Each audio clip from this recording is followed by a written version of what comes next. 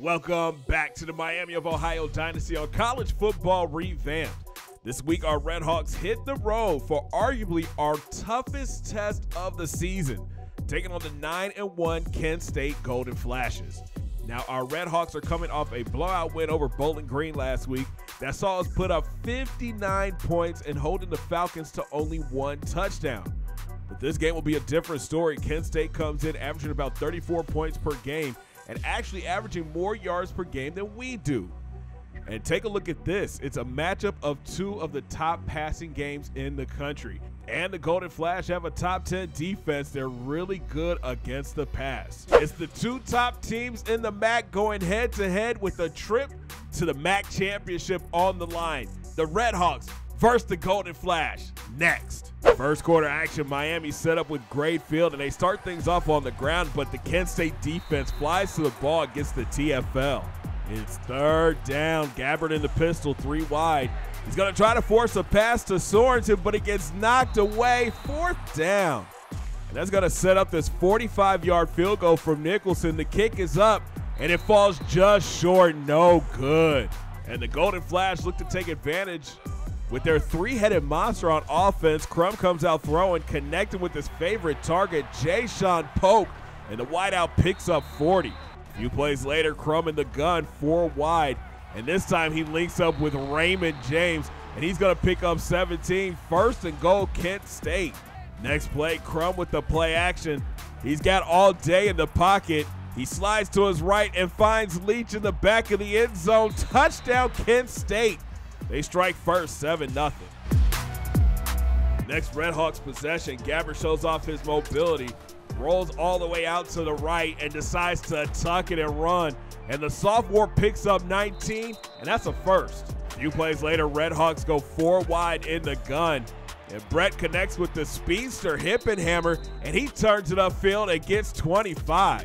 Later in the drive, Gabbert empties the backfield 5 wide, rolls out to his right, and look at this throw to Andrew Homer on a rope. Touchdown, Redhawks. We're knotted up at 7 apiece. Jumping to the second quarter, KSU goes 3 and out, and Gabbert comes out throwing, find his big tight end Homer again, and he's going to fight ahead to pick up 12. 2 plays later, Gabbert in that empty set. He's going to roll right and checks it down to Walker. He'll turn upfield, and that's another Redhawks first down. Next play, Gabbert in the pistol, 3 wide. He'll go play action and throws it up for Sorensen in the end zone. Touchdown, Redhawks. What a route from the senior wide receiver. And Miami of Ohio leads 14-7. Ensuing kickoff, Johnson back deep to receive for the Golden Flashes. He'll start up the seam, breaks it to the outside, and he's off to the races. Nykeem Johnson gets brought down after picking up 63 big yards. But their offense couldn't do anything with it, so they send on the field goal team, but the kick falls just short. Redhawks catch a break. And Miami would come out running. Bester takes the handoff straight up the middle, finds the lane, and gets the first. Then Gabbert in the gun. He'll set up the screen for Mosey. He's got some blockers out in front of him. He'll try to cut it back inside and get brought down after picking up 17 yards. Redhawks looking at a third down. Gabbert in the gun, 4 wide, trips to the right. The sophomore avoids the rush by rolling out to the right, and he's looking deep. He finds Hippenhammer, and he is gone. Touchdown, Redhawks. The defense was too focused on Gabbert, and Mack was able to get behind the secondary to the house. Next Golden Flash possession, Crum in the gun, 4 wide. He goes trips right. He'll drop back, but here comes Cam Butler screaming off the edge to get the sack, and that's a record breaker. That's number 15 on the season for the DN. But on third down, Crum shows off his accuracy, threading the needle to Cephas, and he'll pick up 21. Kent State inside the red zone. A few plays later, Crum will link up with Cephas again. This time he gets into the end zone. Golden Flash cut the lead to 7. Redhawks looking to extend their lead just before the half. Gabbert in the gun. He'll roll out, decides to tuck it and run. He'll turn the corner and get 9. A few plays later, Brett in the gun. Kent State is going to send the blitz, but Gabbert checks it down to Mosey, and the back will pick up 9. It's 3rd and inches. Redhawks go trips left. Brett with the deep drop. and he throws an absolute dime to Andrew Homer over 2 defenders for 20. What a throw! A few plays later, Gabbert is picking apart this secondary, this time finding Jalen Skywalker on the outside for 22. First and goal, Redhawks. And then 2 plays later, Bester takes the handoff and he'll punch it in from a yard out. Touchdown, Redhawks! And that's going to send us to the half. Miami's on top, 28-14.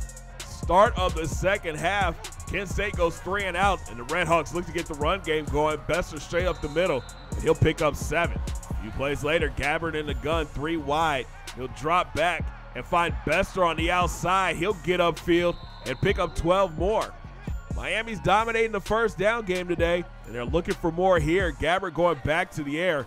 He'll swing it out to Walker. He catches a block downfield, and the wideout picks up 15 more. The pass game looking elite right now. Gabbert patient in the pocket, finds Sorensen open across the middle, and that's 13 more yards. A few plays later, Bester takes the sweep right and gets into the end zone. Touchdown, Redhawks! That's Bester's second touchdown of the day, and that gives Miami a 3-touchdown lead. Defense forces another 3 and out from Kent State, and Miami set up with great field. His trips right for Brett in the gun.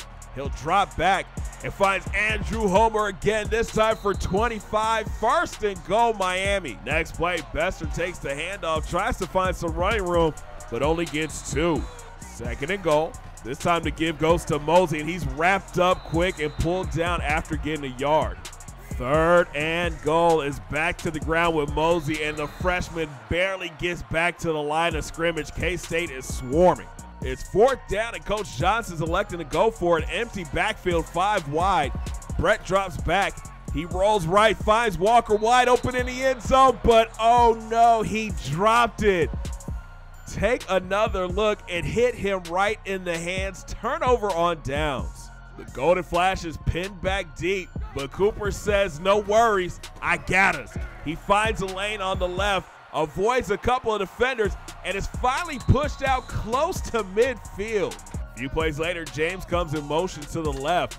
He's going to take the sweep, find some running room, and the wideout weaves through traffic to pick up a 16-yard gain. Next play, Crum empties the backfield, and he's looking to go deep. He finds Johnson streaking behind the secondary. Touchdown, Kent State.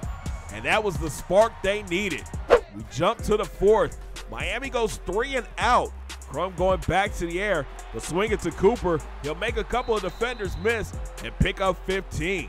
Golden Flash is looking at a 3rd and long. Crumble's going to drop back, and he finds Johnson open in the zone. He turns and gets upfield for 18. A few plays later, the 2 would link up again. Crum hits James, and he gets into the end zone, and just like that, it's a 1-score game. This Redhawks offense has gone cold. Bester takes the handoff left, makes a couple of moves, and gets 6.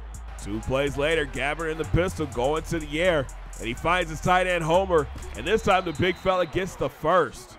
Next play, Gabbert drops back, and this time he hits his senior wideout Sorensen on the slant, and he gets close to the marker. But the drive would come to a halt after Gabbert gets sacked on 3rd down. Kent State has all the momentum. We're going to jump ahead. 3rd and long for Kent State. Crum in the gun. He's going to drop back. Lobs it up on the outside for Cephas, who climbs the ladder to make the catch and get the first. Later in the drive, 2 backs in the gun. Cooper takes the handoff, and he's going to dive into the end zone. We are knotted up at 35 apiece. What a game. There's 1:05 left to go. Gabbert comes out in the pistol 3 wide. He'll drop back and find Sorensen on the outside. He gets spun down after picking up 19. Next play, Brett stays in the pistol, takes a 3-step drop, and fires a fastball to Homer, who makes the catch after taking the hit, but gets 14. It's 3rd and 13. Gabbert drops back, rolls out to the left, and look at all the running room for the quarterback. He gets tackled after picking up 12. That's going to set up a 4th and 1. Coach Johnson keeps the offense on the field, and Bester takes the handoff up the middle and gets the first down. Timeout, Miami. 8 seconds left. The offense comes out 4 wide, trips to the right. Gabbert drops back, fires into the end zone. Touchdown, Red Hawks, Jack Sorensen. What a play. And that's going to leave 1 second left on the clock. Crum is going to drop back. We're going to see how far he can throw it, but the ball gets batted down. The Red Hawks hold on to win this game, 42-35. That's an instant classic, ladies and gentlemen. The Red Hawks choked a 21-point lead, but had just enough in the tank to hang on and get the dub. Taking a look at the stats on the day, Gabbert finishes with 366 yards with 4 touchdowns. On the ground, Bester, 19 carries for 77 yards and 2 scores. Mosey chipped in with 31 yards. But out wide, Jack Sorensen had himself a day. 8 grabs for 104 yards, 2 scores, including the game winner. Andrew Homer, a big day for him as well. 6 grabs for 111 yards and a score. Hippenhammer had 62 yards and a touchdown. We go to the defense side of the ball. We look great in the first half, but that second half, we almost gave this game away. Pace finished with 8 tackles and 3 TFLs, and Cam Butler got his 15th sack on the season. The Red Hawks stay undefeated and move up the polls to number 17, but the job is far from done. We return home this week to take on the 3-7 Buffalo squad. If this team is going to run the table, they got to find a way not to choke big leads. We'll see what happens next week.